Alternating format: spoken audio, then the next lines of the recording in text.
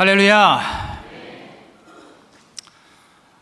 봄비가 촉촉하게 내리는 가운데 우리 하나님께서 새롭게 허락하신 이 새로운 5월 그리고 첫 번째 주일 예배에 이렇게 함께 나오신 우리 모든 수지산성 가족 여러분들을 예수 그리스도의 이름으로 환영하고 축복합니다. 우리 한번 옆에 있는 분들과 인사할 때 오늘은 좀 더 큰 소리로 잘 오셨습니다, 환영하고 축복합니다 인사하겠습니다. 잘 오셨습니다, 환영하고 축복합니다.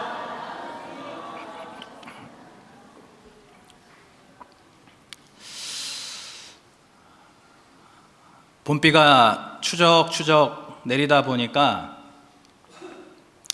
나도 모르게 몸과 마음이 약간 이렇게 좀 느슨해지고 좀 이렇게 뭔가 풀려지는 그러한 좀 느낌이 드는 것 같은데, 그럴 것이 아니라 오늘 이 시간 선포되어지는 하나님의 말씀이 성령의 단비가 되어서 오늘 우리 가운데 충만하게 부어지기를 주님의 이름으로 축복합니다.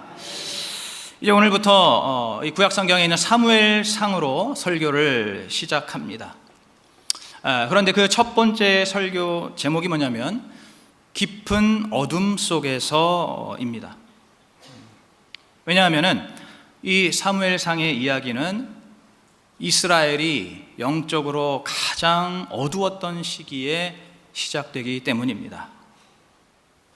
제가 작년에 담임 목회를 시작하면서 이제 여호수아 설교를 했었는데, 그 설교에서 말씀드렸던 것처럼 하나님을 전적으로 신뢰하고 의지한 여호수아 세대가 이제 믿음으로 가나안을 정복하고 나서 이제 이 땅 위에 정말로 역사상 최초로 하나님의 이상적인 공동체가 세워질 그러한 기대와 소망을 가지고 시작했던 그 시대가 바로 사사시대였습니다. 그런데 전에 사사기 큐티 하신 분들은 아시겠지만은 이 사사시대는 그러한 기대와 소망이 산산이 깨지고 부서져 버린, 오히려 정반대로 영적인 악순환이 끊임없이 반복되었던 그러한 최악의 암흑기가 바로 이 사사시대였습니다. 영적인 악순환이 무엇입니까? 타락, 심판, 회개, 구원, 그리고 다시 타락. 이러한 악순환의 사이클이 계속해서 그 사사시대 400여 년의 시간 동안에 끊임없이 반복되었던 그러한 시대라는 것이죠. 이 사사시대를 제일 잘 표현하는 한 문장이 있죠. 여러분 다 아시겠지만 우리 한번 화면 보시면서 같이 읽겠습니다. 시작.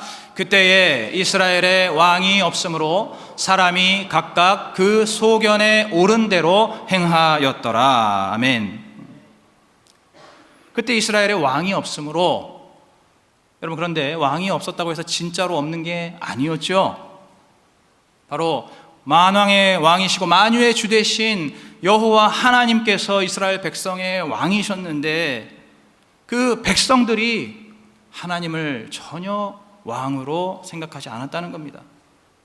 그리고 오직 자기 소견에 오른 대로, 자기 뜻대로, 자기 마음대로 했다는 거예요.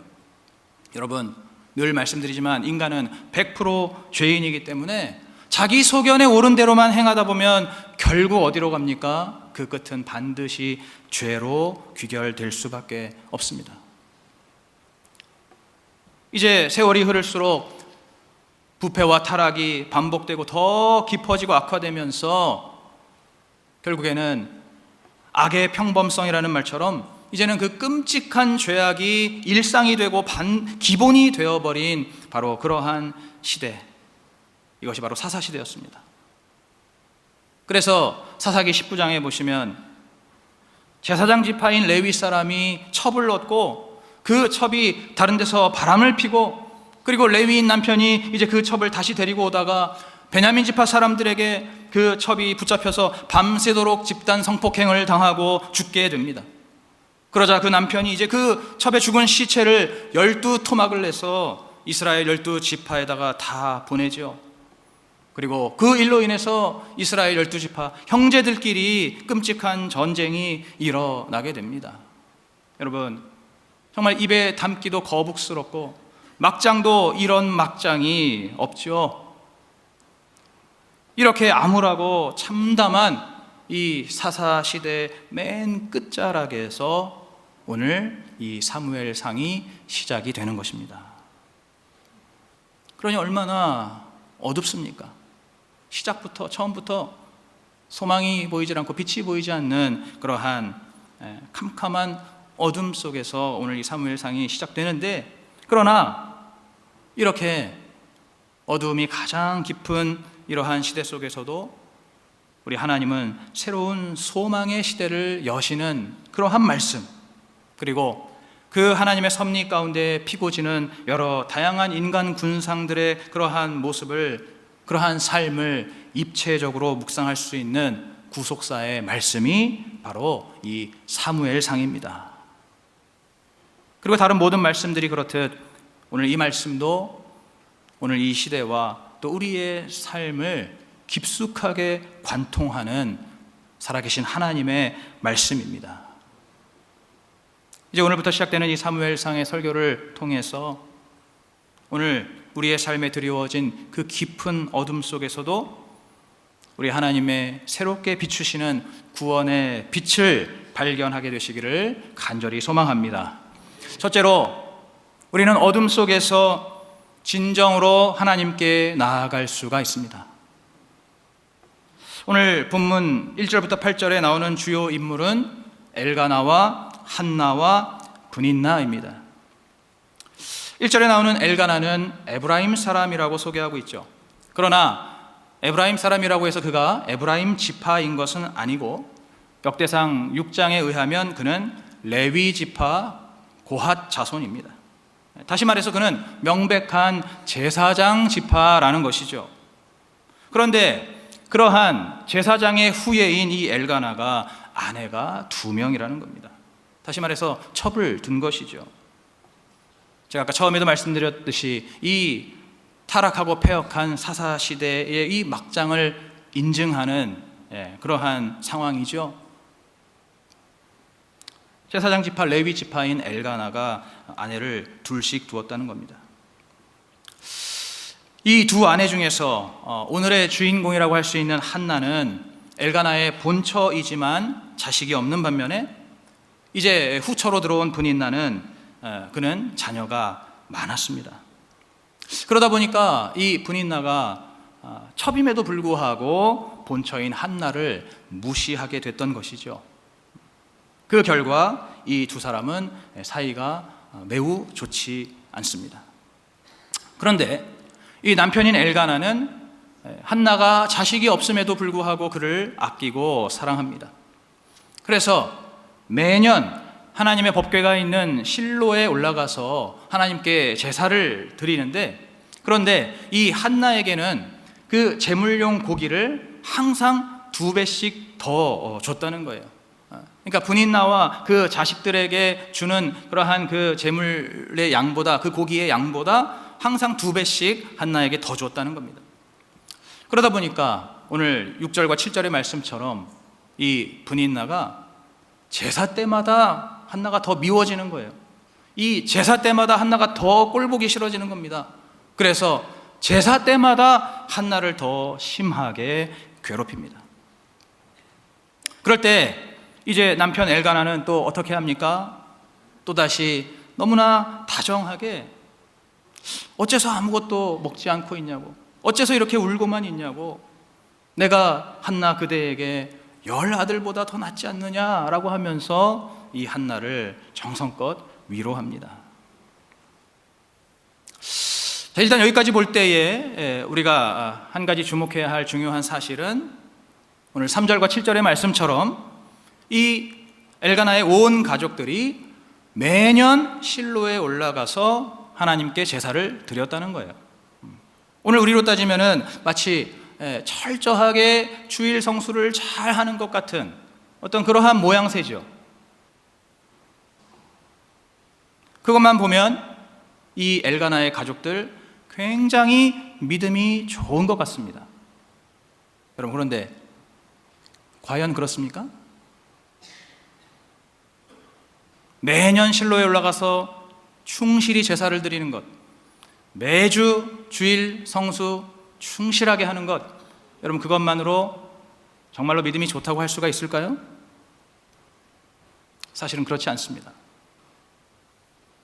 오늘 이 엘가나의 가족들은 하나님께 진정으로 나아가는 것이 아니었습니다. 일단 이 분인날을 보면은 명백하죠. 그가 처음에 처음으로 들어왔었지만은 이제 그 엘가나의 아이를 하나 둘 낳을수록 그 분인날의 어깨가 올라갑니다. 그 목에 힘을 주게 됩니다. 점점 교만해지는 것이죠. 그러다 보니까 여전히 애가 없는, 여전히 자식이 없는 이 한나를 점점 더 멸시하기 시작하는 겁니다. 그런데도 이 남편은 한나를 계속해서 더 사랑하고 챙겨주니까 이 분인나 입장에서는 더 속에서 막 열불이 나는 것이죠. 화딱지가 나는 것이고 또 자존심이 상하는 겁니다. 그래서 그 속에서 끓어오르는 그 시기 질투로 한나를 더욱더 괴롭히고 한나의 속을 더욱더 뒤집어 놓는 것이죠. 그런가 하면은 이 엘가나는 어떻습니까? 제가 아까 방금 앞에서 말씀드린 것만 생각하면 엘가나가 굉장히 믿음도 좋고 또 사랑도 풍성하고 다정한 것처럼 보이는데, 그런데 사실 제일 큰 문제는 이 엘가나에게 있습니다. 사실은 오늘 이 모든 문제의 원인 제공자가 바로 이 엘가나라는 거예요. 애초에 그가 아내를 한 명 더 둔 것이, 이것이 문제의 본질이었습니다. 그런데 이 엘가나는 이것이 죄라는 것을 전혀 모르고 있는 거예요. 왜냐하면 이 당시에 제가 아까 말씀드렸다시피 사사시대이다 보니까 다들 이러고 사는 겁니다. 뭐 레위 지파가 됐든 뭐 제사장이 됐든 다들 뭐 두 집 살림 세 집 살림, 그게 그냥 평범한 일상이 돼버린 거예요. 그러니까 엘가나 입장에서는 이게 죄라는 것을 모릅니다. 그래서 자식이 없는 한나에게 갑절의 사랑을 주면서 갖가지 말로 그를 다정하게 위로하지만은 오히려 그것 때문에 분인나는 더 화가 나는 거예요. 그것 때문에 한나는 더 그 삶이 괴롭고 슬퍼지는 겁니다. 제가 지난주에 선지앙미 설교했었는데 오늘 엘가나 어떻습니까? 그가 선하기는 하지만, 그가 착하기는 하지만, 그가 다정하기는 하지만 그는 미련했던 겁니다. 이제 좀 더 이들의 근본적인 문제가 무엇일까요? 오늘 이 엘가나나 분인나는 그들의 삶 속에서 딱히 부족하거나 결핍된 것이 없습니다. 엘가나만 해도 아내가 둘이나 있고 또 자식들도 이렇게 있다는 것이죠. 또 분인나도 마찬가지로 자녀들을 많이 이렇게 두었습니다.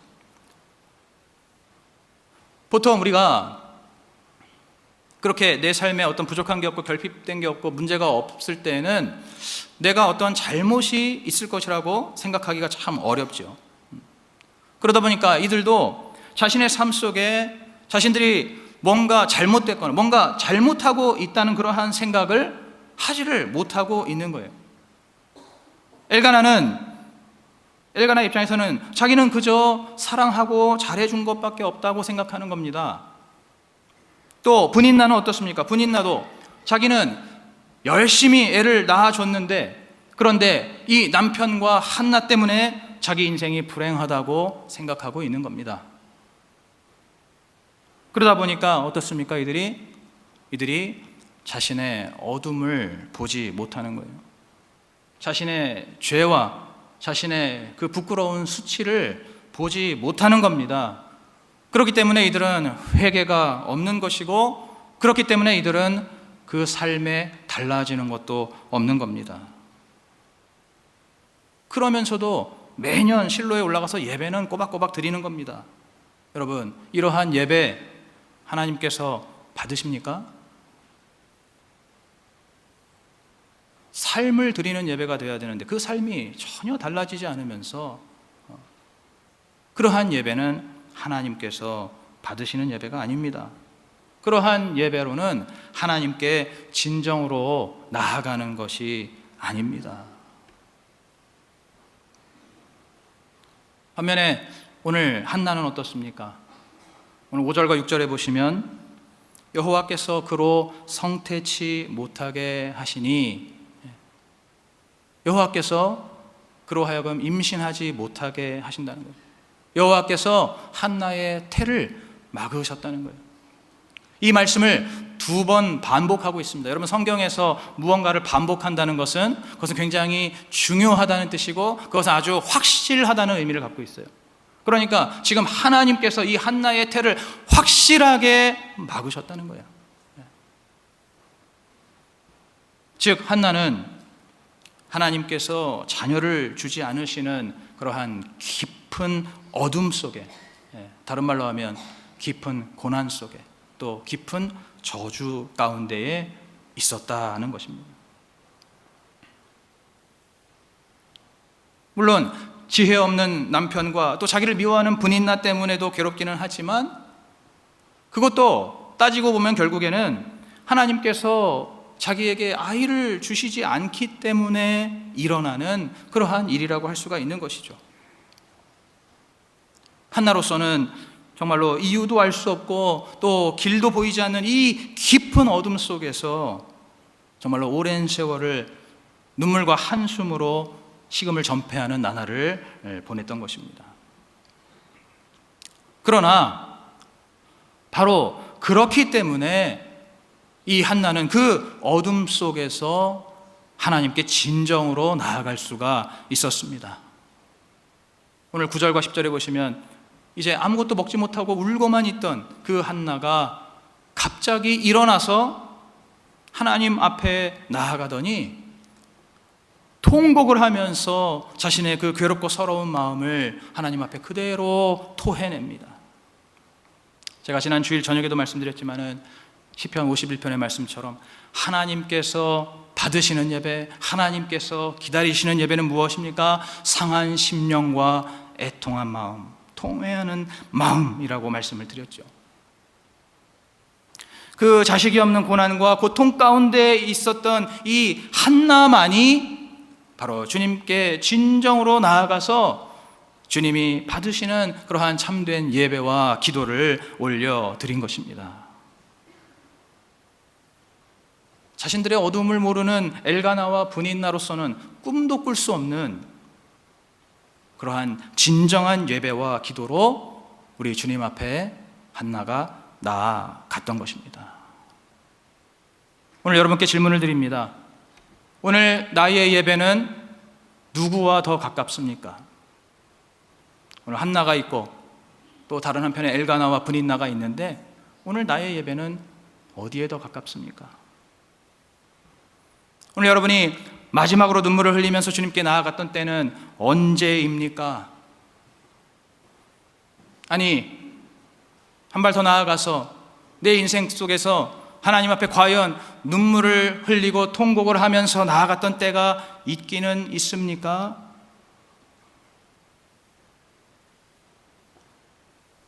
혹시 내 자신의 어둠을 모르거나 또는 부정하면서, 다시 말해서 내 자신의 죄와 수치를 모르거나 또는 부정하면서 그저 예배만 드리고 있지는 않습니까?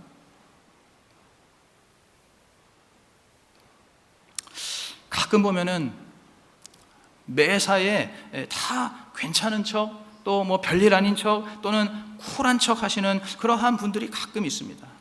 겉으로 볼 때는 그러한 분들 굉장히 긍정적으로 보이고 또 매력적으로 보이고 아주 또 무던하고 무난해 보입니다. 좋아 보입니다. 그러나 그것이 늘 좋은 것만은 아닙니다.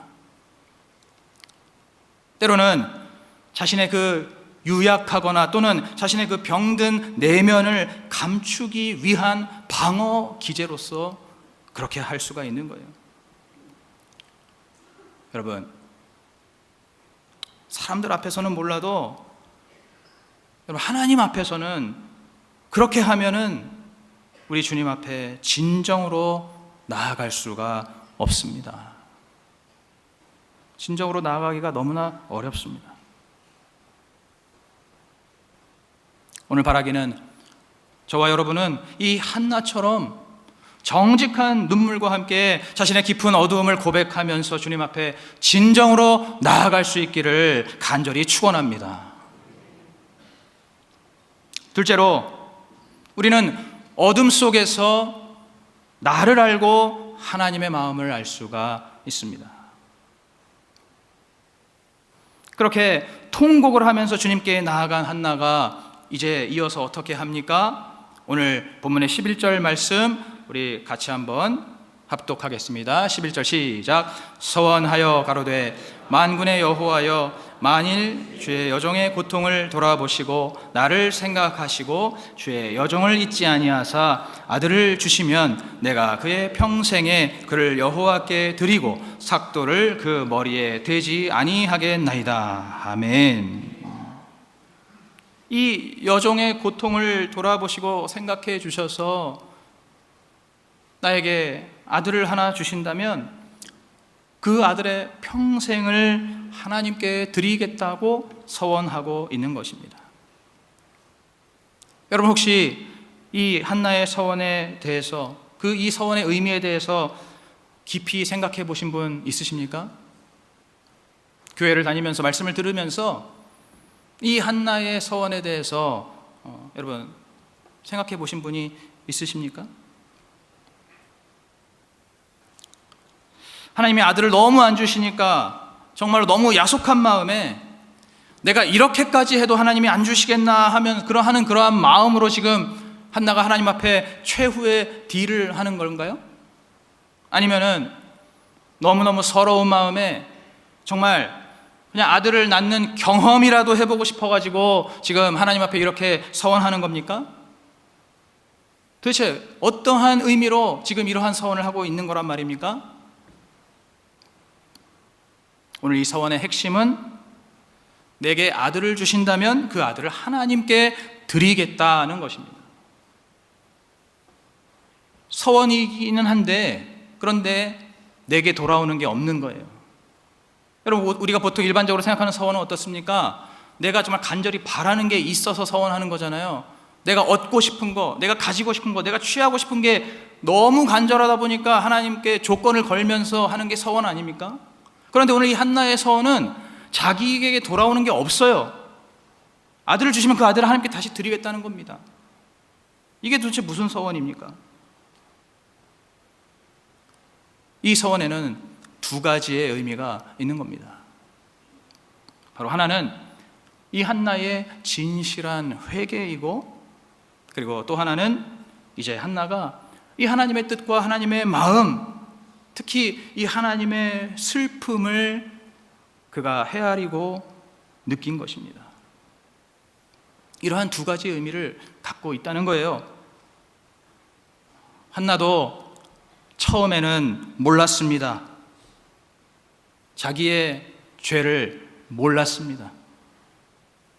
그런데 그 집에 분인나가 첩으로 들어오고 그 분인나가 자식을 계속해서 잘 낳다 보니까 이 한나의 마음속에 한나 자신에게도 너무나 맹렬한 시기 질투가 있다는 것을 처음으로 알게 된 겁니다.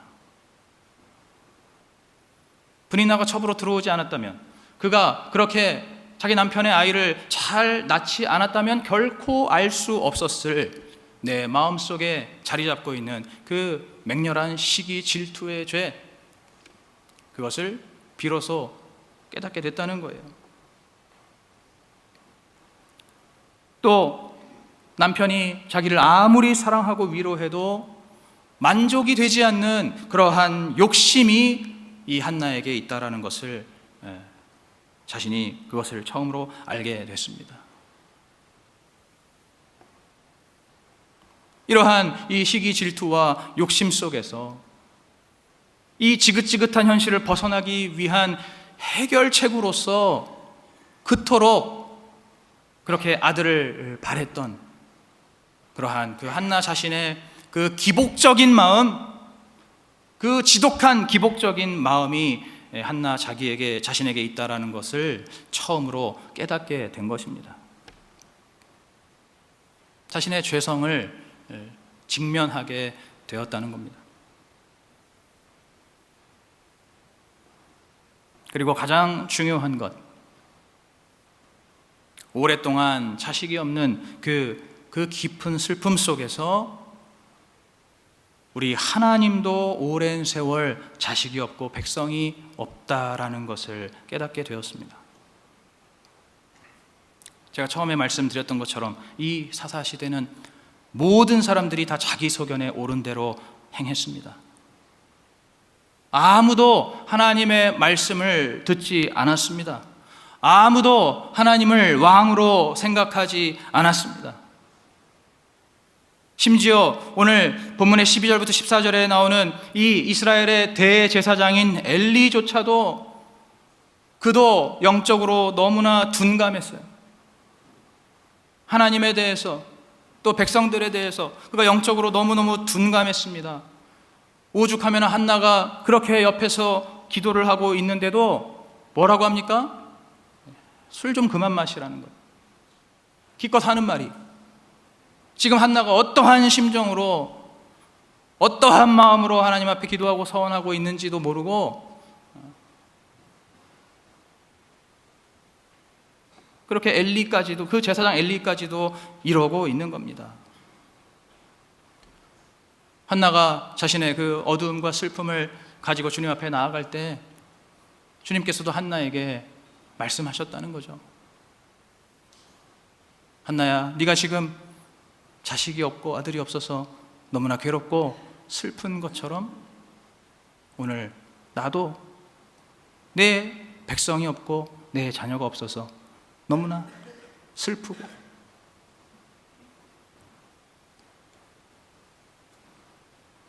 너무나 외롭다는 거예요. 지금 이 시대가 너무나 어둡다는 겁니다. 내 백성이지만은 내 백성이 아니고 내 자녀이지만은 내 자녀가 아닌 그러한 그 하나님의 깊은 외로움과 그 슬픔의 눈물을 알아주는 자가 아무도 없던 이 시대에 이제 이 자식이 없는 한나가 동병상련이라고 정말로 그 주님의 깊은 슬픔과 그 아픔이 한나에게 절절하게 와닿고 생생하게 느껴지게 된 것입니다. 그 아이가 없는 그 깊은 어둠 속에서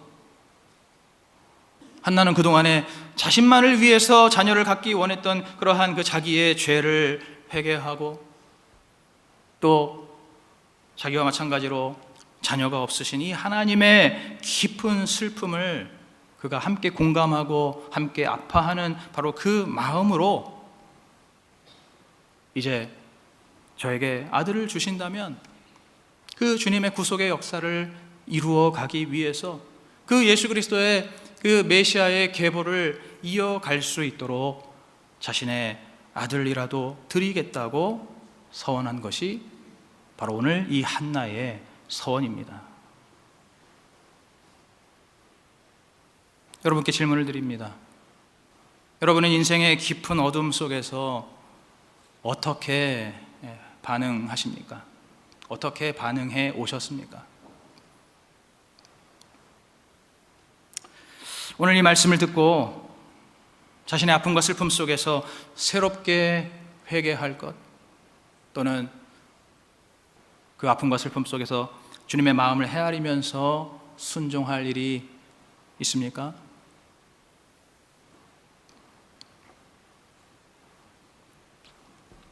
오늘 이 한나처럼 인생의 깊은 어둠 속에서 여러분 다른 반응하지 마시고 자신의 죄를 돌아보고 발견할 수 있기를 간절히 축원합니다. 이것이 가장 큰 은혜이고 복인 줄로 믿습니다. 내가 재정의 궁핍을 겪을 때에 그동안 내가 이 돈을 우상으로 섬겼었구나라는 것을 깨닫고, 또는 내 자녀들의 일탈의 사건을 통해서 그동안에 내가 내 자녀들을 내 마음대로 키우려 했고, 또는 내 자녀들을 우상으로 여겼구나라는 것을 깨닫고, 또 육신의 질병을 겪으면서 내가 그동안에 이 내 육신의 안위와 건강에 얼마나 집착했었는가, 그러한 것을 깨닫고, 또 그 밖에도 여러 가지 실패로 무너지고 뒤처지는 그러한 상황 속에서 내가 그동안 얼마나 교만했는가, 내가 그동안 얼마나 내 욕심과 야망이 많았는가, 내가 그동안 남보다 잘 되려고 하는 그러한 경쟁의식과 비교의식과 또 우월감과 열등감이 내 안에 얼마나 가득했었는가를 깨달으시기를 간절히 바랍니다. 또 오늘 이 한나처럼 하나님의 그 마음을 깊이 헤아리는 우리가 되기를 간절히 원합니다.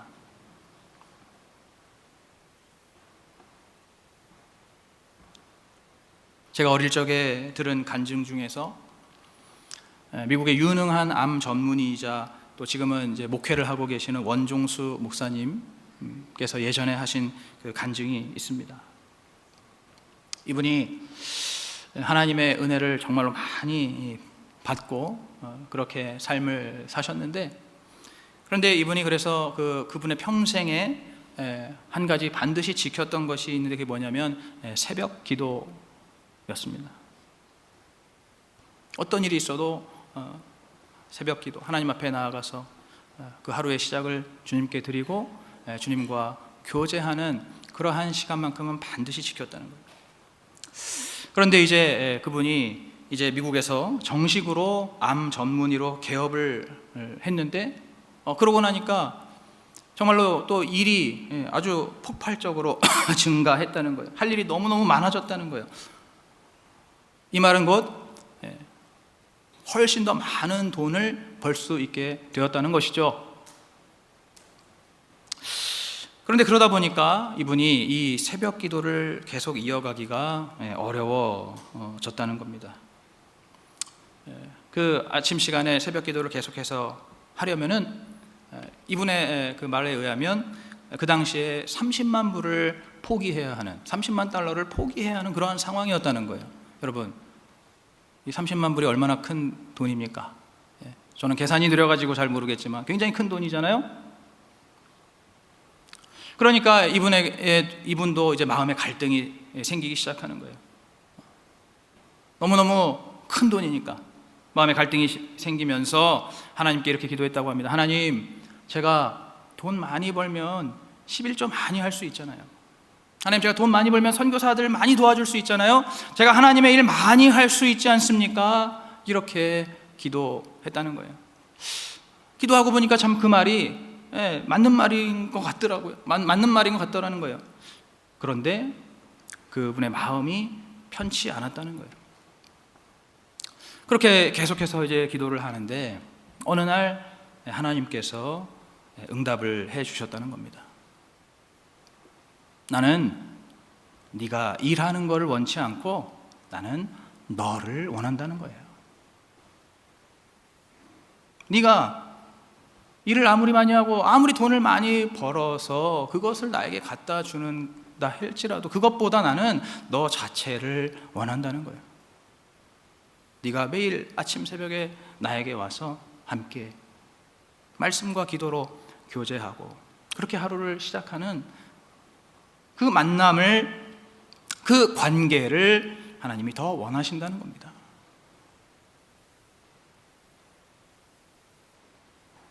물질 때문에 그럴듯한 변명을 만들었던 그러한 자기 자신을 깨닫고 이제 하나님의 이 마음을 깨닫고 헤아려서 이분이 다시 기도의 자리로 나아가게 되었습니다. 제가 설교 준비하면서 이 간증을 다시 한번 찾아보았는데 참 새삼스럽게 저에게 너무나 큰 도전이 되더라고요.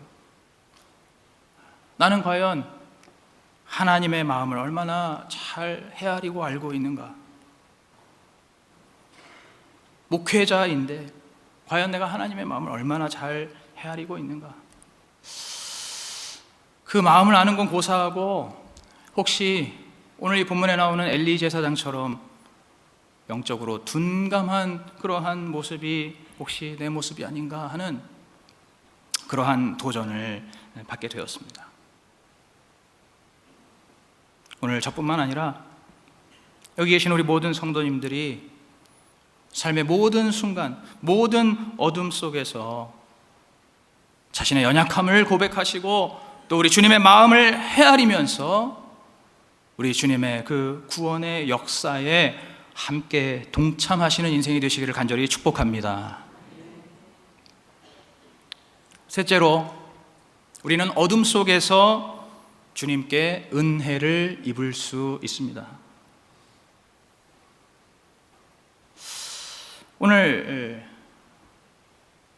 얼핏 보면 하나님께서 이 한나의 태를 막으신 이것이 고난이고 또 저주인 것처럼 보입니다.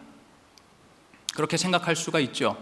그러나 오늘 이 말씀을 깊이 묵상해 보면 이 한나의 태를 막으셨던 것은 하나님께서 예비하신 놀라운 부르심의 은혜였습니다. 한나가 자식이 없는 그 어두움 속에 있었기 때문에 그가 하나님께 진정으로 나아갈 수가 있었고, 그리고 자신의 죄를 회개하는 동시에 이제 당신의 백성과 자녀가 없으신 그 하나님의 그 깊은 슬픔을 한나가 헤아릴 수가 있었던 것이고, 그리고 이제 그 주님의 구속사를 위해서 이제 앞으로 태어날 아이 사무엘이 될 그 아이를 주님께 드리는 그러한 놀라운 믿음의 서원을 할 수 있도록, 그래서 이제 나중에 이 사무엘이 장성하여서 이 이스라엘의 암흑의 시대에 새로운 소망의 빛을 가지고 오는 그러한 구속사를 감당하는 그러한 역사가 있도록 우리 하나님께서 미리 세팅해 놓으신 이 은혜가 바로 한나의 태를 막으신 그 은혜인 줄로 믿습니다. 한나가 그 오랜 어둠의 세월을 지나고 나서 바로 이 은혜를 입게 되었다는 거예요. 여러분, 이 은혜를 받은 자는 어떻게 됩니까? 오늘 18절의 말씀처럼 한나가 돌아가서 이제 음식을 먹고 그 얼굴에 다시는 수색이, 다시는 이 근심의 기색이 없었더라. 아멘. 하나님의 은혜를 입은 자, 다시는 그 얼굴에 수색이 없음을 믿습니다. 오늘 우리도 우리의 삶의 어떠한 어둠 속에서도 빛 되시는 우리 주님을 만날 수 있음을 믿습니다. 어떠한 고난과 어떠한 고통 속에서도 나를 버리지 않으시고 나를 인도하시고 구원하시는 그 하나님을 믿으시기를 바랍니다. 얼마 전에 제가 어머니와 함께 식사를 하면서 대화를 나눴습니다. 요즘에 제 어머니가 큐티를 통해서 너무나 많은 은혜를 받고 계시고 또 삶의 놀라운 변화를 경험하고 계시는데, 그런데 이제 어머니하고 대화를 나누는데 마침 어머니께서 당신의 인생의 가장 어두웠던 시절을 말씀해 주시더라고요. 우리 어머니의 가장 인생의 어두웠던 시절 언제일까요? 바로 결혼하셨을 때. 예상 못 하셨습니까? 우리 아내분들이 많이 좀 공감하시는 것 같은데, 결혼했을 때 그때가 가장 인생의 어두운 시절이었다는 거예요. 왜냐하면 두 분이 결혼하자마자 하나님을 멀리 떠났기 때문입니다. 그리고 그 이후로 이제 정말로 상상도 못했던 고난의 시간이 어머니께 찾아왔습니다. 이제 하나님을 떠난 아버지는 늘 밖으로만 다니셨고 어머니 혼자서 외롭고 슬픈 나날을 보내셨는데, 그나마 이제 그때 갓 태어난 제가 어머니의 유일한 위안이었다는 거예요. 그런데 이제 제가 한 2살쯤 되었을 때부터인가 그때 어머니의 마음속에 갑자기 이상한 생각이 들기 시작했다는 거예요. 뭐냐면 아들인 제가 7살이 되면은 이제 죽게 될 거라는 그러한 생각이 너무나 강력하게, 너무나 확실하게 이렇게 마음에 들더라는 거예요. 그 생각이 들더라는 거예요. 도저히 거부할 수 없는, 너무나 무섭고 두렵고 떨리는, 내가 지금 이렇게 아끼고 사랑하고 나의 유일한 위안이라고 할 수 있는 이 아들이 7살이 되면 죽을 것이다. 그러한 메시지가 떠나지를 않더라는 겁니다. 더구나 이러한 것을 아무에게도 또 얘기할 수가 없었다는 거예요. 누구에게도 말씀하실 수가 없었다는 겁니다. 왜냐하면은 저희 어머니가 그것을 입을 열어서 말씀을 누군가에게 하는 순간 저의 죽음이 완전히 확정될 것 같은 그러한 느낌까지 너무나 강력하게 이렇게 들었다는 거예요. 입을 열어서 이 사실을 누군가에게 말하는 순간 오히려 그 죽음이 더 빨리 앞당겨질 것 같은 그러한 생각이 드셨다는 겁니다. 그래서 그때부터 이제 저희 어머니께서 혼자서 속으로만 끙끙 앓으시면서 이제 불안과 공포에 떠는 세월이 또 시작이 되었습니다. 그래서 아들인 제가 어디서 조금만 이상한 일, 조금만 어떤 불길한 일이 생겨도 어머니의 마음이 막 뒤집어지는 거예요. 예를 들어서 어머니가 저를 이렇게 업고 어디 시장 같은 데를 이렇게 가시는데, 근데 문득 보니까 제가 신고 있던 신발 한 짝이 없어졌다는 거예요. 근데 사실은 아이를 키우다 보면 있을 수 있는 일인데, 그런데 저희 어머니는 그것만 보고도 이제 내 아들이 죽는 건가? 하는 이러한 생각이 들 정도로, 지금 여기서 이 얘기를 들으시는 분들은 어떻게 들릴지 모르겠지만 우리 어머니에게 너무나 이것이 심각한, 너무나 생생한 그러한 현실이었기 때문에 그러한 것만 보더라도 너무너무 무섭고 두려웠다는 거예요.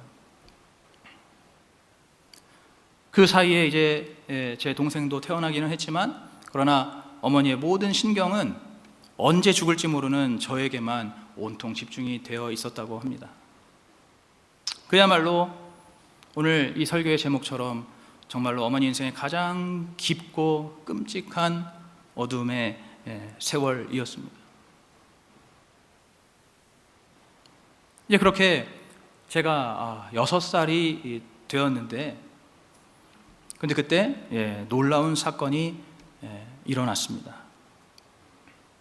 아마 이 얘기는 저희 당회장 목사님을 통해서 GBC에서 들으신 분들도 있으실 텐데, 바로 그 해에 저희 아버지의 조카가 교통사고로 죽었다는 거예요. 제가 알기로는 그 조카가 7살이었던 걸로 알고 있습니다. 그 조카가 죽었다는 겁니다.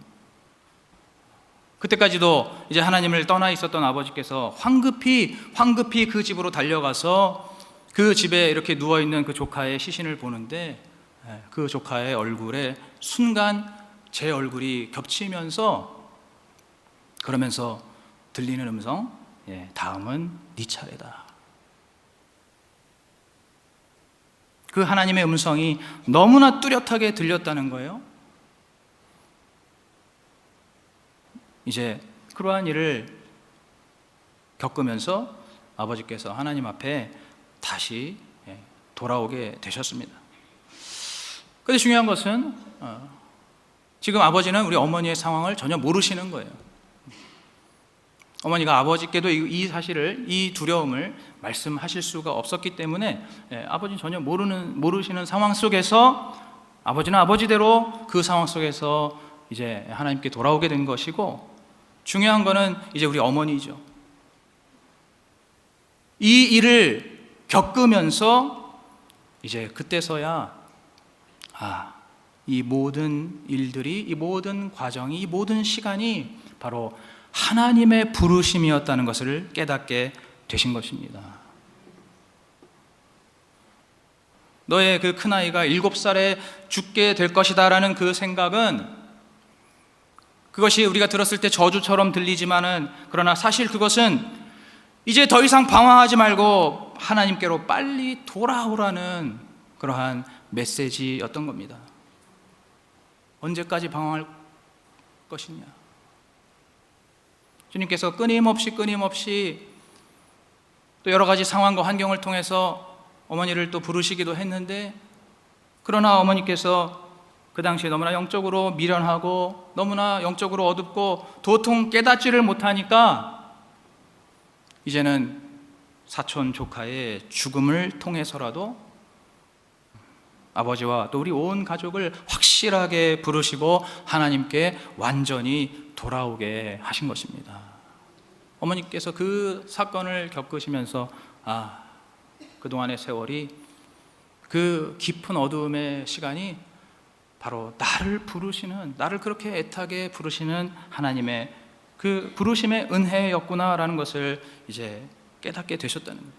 그때부터 40여 년이 지난 지금까지 저희 가족 모두가 어떠한 죽음의 공포나 두려움 없이 대를 이어서 우리 하나님을 섬기는 은혜를 저희 온 가족이 누리고 있습니다. 바로 이것이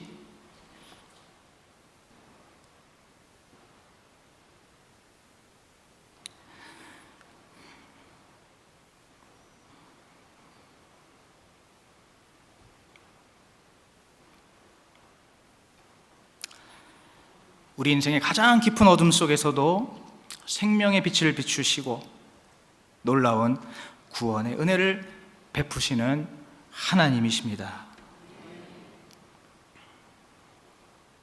질문을 드립니다.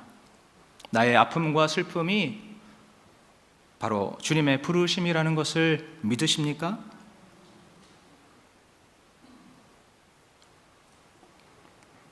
깊은 어둠 속에서도 구원의 빛을 비추시는 하나님을 위해서 오늘 내가 새롭게 결단하는 헌신은 무엇입니까? 오늘 여러분 스스로에게 깊이 질문하시고 묵상하시고 또 목장에서 함께 나누시기를 바랍니다.